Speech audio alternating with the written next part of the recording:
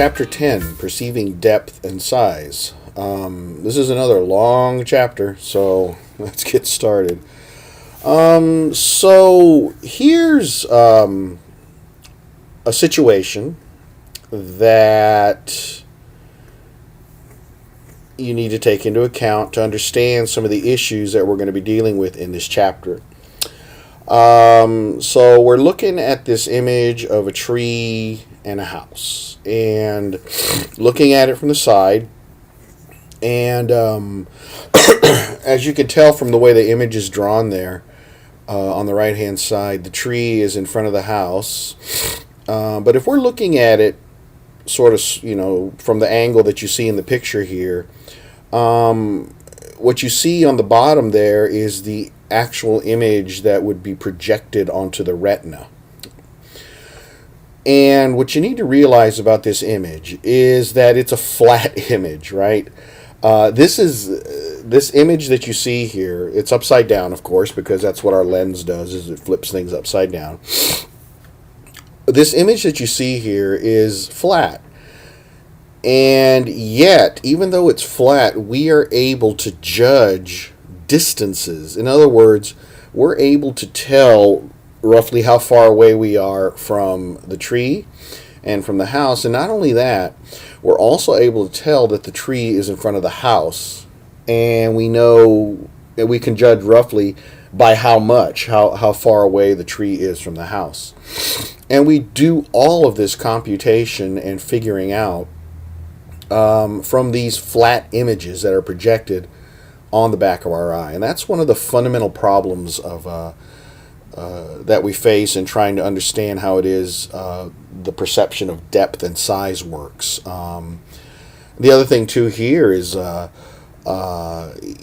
know that we know that this house is not a tiny little house next to a giant tree. Even though the image projected on our retina looks that way, we know that's not the case. So these are some of the fundamental problems that we're trying to deal with in figuring out how our brains, how our perception works for perceiving how far away things are and the relative sizes of things. So one of the approaches that we have taken up in trying to understand depth perception is through the use of cues, and basically the basic approach here is that we know, based on information that we see on those retinal images, we understand certain rules about how things are organized and how far away things are. We learn the relationship between the cue that we see, or the image that's projected on our retina, and what it means to depth. So for example, one of the cues that we use very commonly is occlusion. That is, if something is in front of something else, then we know that the thing that's in front is closer to us, and the thing that's in the back is further away from us. So if you have my phone here, right, if I show you my phone and then I put my hand in front of the phone like that, by looking at that, your brain automatically knows that my hand is closer to your eyes than my phone is. And of course, this is part of learning about the world. So this association of occlusion and all these other cues that we use becomes automatic as we grow up. One of the other cues that we apparently use in trying to judge distance are oculomotor cues. And this is where we actually measure how much our eyes are moving to focus on something. There are a series of muscles, 6 muscles on each eye, that control the movements of the eyes, so that you can move your eyes up and down and side to side. And one of the things that we apparently do when we are looking at something is we judge how much the eyes are moving to focus on something. So whenever something is far away, our eyes are pointed forward. And as we get closer to something, our eyes converge until until we get cross-eyed like this, right? And that the measurement of how far the eyes are converging to look at something is a good cue to use in judging how far away something is. Accommodation is when the lens in your eye changes shape to look at things that are far away versus close. When you're looking at something far away, your lens is kind of fat, and then when you're looking at something close up, the lens stretches and it becomes thinner. And by by measuring how much the lens is moving to accommodate the distance that you're looking at, that gives us another cue that we can use in determining in judging how far away something is. So here's an example of convergence, right? The crossed eyes here, and there's the crossed eyes. You're looking at something close in this point here, so your eyes have to cross. And then when you're looking at something very far away, and like on the horizon, for example, your eyes are pointed more straight. So another set of cues that we use in judging distance are monocular cues. Now monocular cues, the word monocular means basically one eye. So these are cues that we can use that are just based on the images that are projected on the back of one eye. Most of these cues are pictorial, the same cues you would use in a picture, in a flat 2D image, right? So for example, occlusion, right? Where one object is in front of another object, you know that object's closer than the one behind it. And then there's relative heights, right? So whenever we're looking at a scene, and if you've got the horizon at the scene, in the scene, objects that are below the horizon are higher in your field of vision than the objects that are up close. So if you're looking at you're driving down a road or down an expressway, the cars that are closest to you in front are going to be lower in your field of vision than the far away cars. The far away car is going to be a little bit higher up, and that's another way that we can judge distance. And also objects above the horizon, right? So objects above the horizon that are lower in the visual field are more distant. So imagine if you're looking at the horizon and you see a helicopter coming towards you. Well, that helicopter is going to appear right at the horizon, and it's going to be close to the horizon. But as it gets closer and closer to you, it's going to go higher and higher up in the horizon. So anything that is above the horizon and close to the horizon we're going to automatically judge that as being further away. Relative size. When objects are equal size, the closest one is going to take up more of your visual field, right? So again, we have these two objects, which are my hands, right? And if I move this hand closer to you, then it's going to take up more of your visual field than the hand that's further away from you. Another monocular cue that's very commonly used is perspective convergence. You see this all the time when you're driving. So the lines on the highway, they converge. As you go off in the distance, they converge. That's another judge of distance that we use. And then finally, familiar size. We know how big, for example, average people are. So if I see somebody that I know off in the distance, if I measure them with my fingers, right, and they're going to be, it's going to look like they're this big, right? But I know that they didn't shrink and become little mini people. I know how big they are.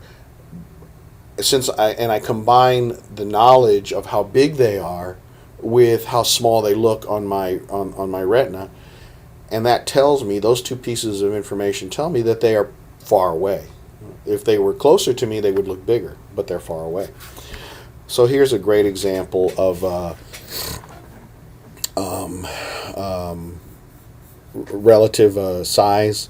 So this motorcycle is bigger than this motorcycle rider, which tells us that this one's closer to us.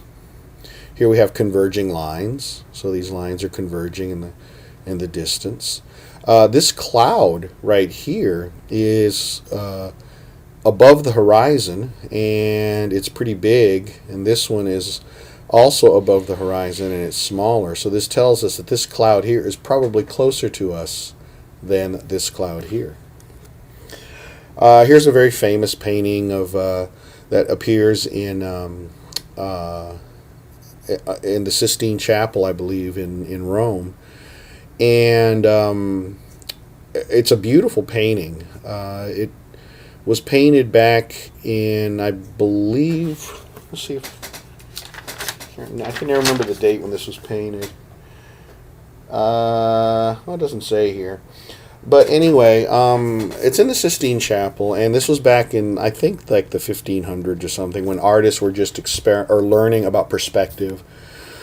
And one of the things that you see the artists do really well here is make use of perspective. So you have Jesus and all of the apostles and people here. Jesus is in the middle, and there's St. Peter getting the keys from Jesus. You'll notice all these people here. And you'll notice that, for example, this person right here is much tinier than this person right here. Now, that doesn't mean that this is a little tiny person that is walking above on the heads of these guys. What we understand, based on our use of monocular cues, is that this person is further away from us than this person is. Also, notice the converging lines in the on the pavement. And also notice the relative sizes of the buildings, right? Notice that, for example, this building, we know how big buildings are roughly. And notice that this building is bigger than this building here, but yet we perceive this as being closer to us because of the relative size. Also note the clouds. The clouds that are above the horizon and lower are perceived as further away than the clouds that are above the horizon and higher up. Overall, this is a very wonderful painting that encapsulates. First of all, it's a very technically brilliant painting. It's very well done, but it illustrates a lot of these properties that we're talking about. So. This image is from an experiment that was done by Epstein back in the day. And one of the things that Epstein wanted to do was to understand what we use to judge distances. And it's not just how far away things are, but it's also what we know about those things. What he did was he created beautiful pictures, real life looking pictures of a dime, a quarter, and a $50. And of course, if you know anything about American money, you know that the dime is the smallest coin we have. The quarter is bigger than the dime, and then the $50, the Kennedy $50, is the biggest coin in this picture. But what he did was he printed them so that they were all exactly the same size. And then he had people looking at these pictures of coins inside of a completely dark room with no cues of distance. It would just, you just saw the three pictures there, and you didn't know how far away they were from you. And of course, if I'm looking at this and I don't have any distance cues to rely on, like a ruler, or marks between me and the coins, or something that tells me that this coin is in front of this coin, for example, if I'm looking at that and just relying on just the images of the coins, I'm going to judge that the dime is closer to me, is the closest coin to me, and that's because it looks big, and I know that dimes are the smallest coin. And so then I'm going to judge that the next coin that's closest to me is the quarter, probably, and then the $50 is going to be the furthest away because it's the biggest coin, but yet it's the same size as these coins. So this tells us, this is a very simple experiment, but it gives a really good, clear view that we use previous knowledge about coins or about things to judge how far away those things are.